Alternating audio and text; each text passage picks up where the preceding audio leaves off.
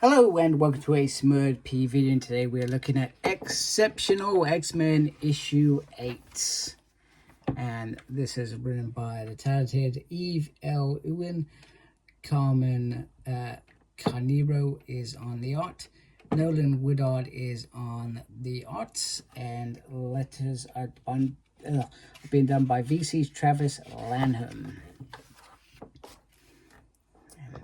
That's a little bit close.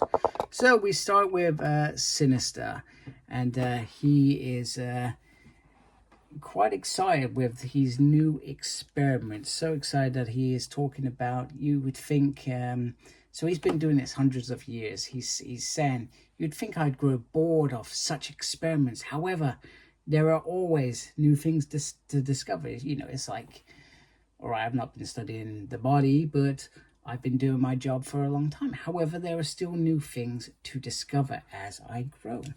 So he's very excited, and he has young Alex captured in his Peril lab. Bless him, he is proper trapped there. Now, I'm not.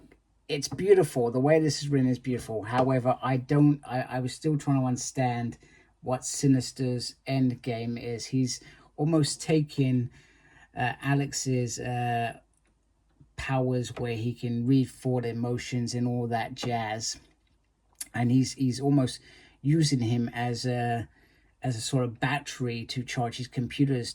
I'm not sure whether he's going to try and send it out and control mutants or people.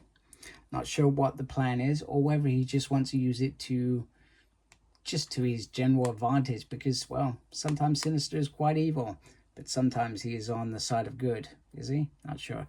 But anyway, he managed to skip around Alex's powers and not spill out as well. So, but he also refers to a new younger generation giving us a new mutation, a mutation perhaps we haven't had either for a long time, or it's in a different sort of format. So anyway, as you can tell, he has put a some sort of clone there just to get by. He's eating all sorts of weird crap. He's not really responding to the rest of the team.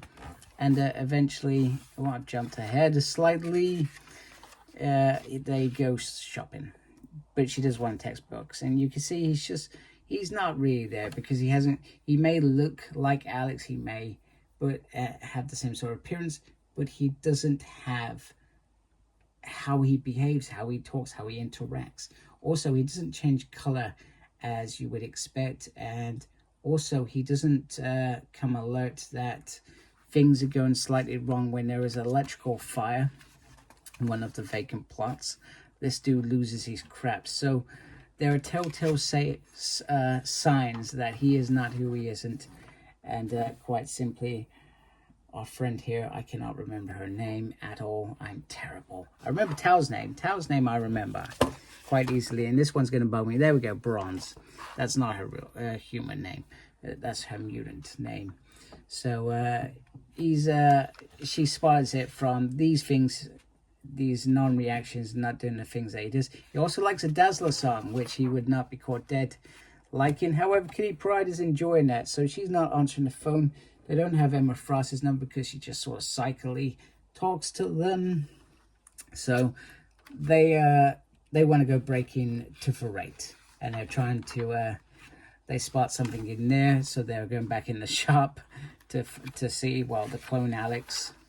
Meanwhile, Kitty Pryde gets a call from her new girlfriend, Nina. I think they're girlfriends now. I think that's been declared or not declared, or they're dating, whatever. People make things so complicated. You're either dating or you're not, or you're girlfriends or you're not.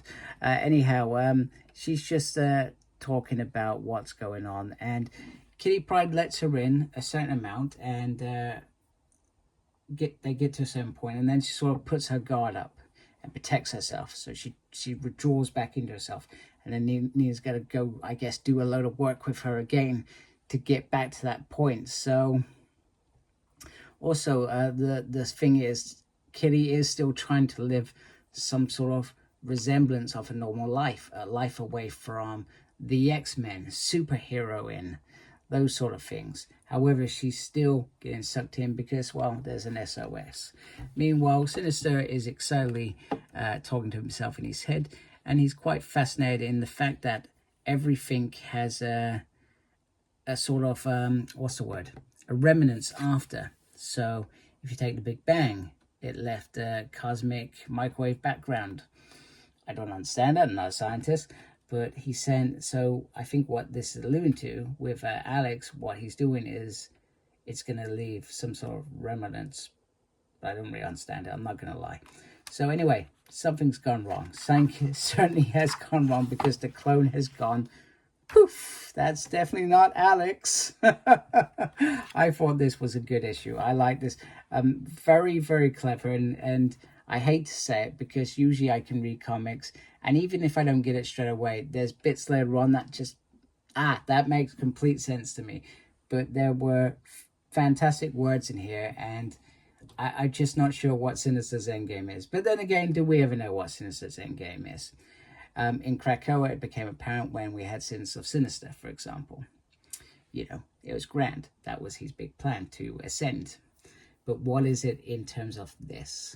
So, Exceptional X-Mail there, if you like that. And issue 9, which I believe is already out because I am way behind, for which I do apologize.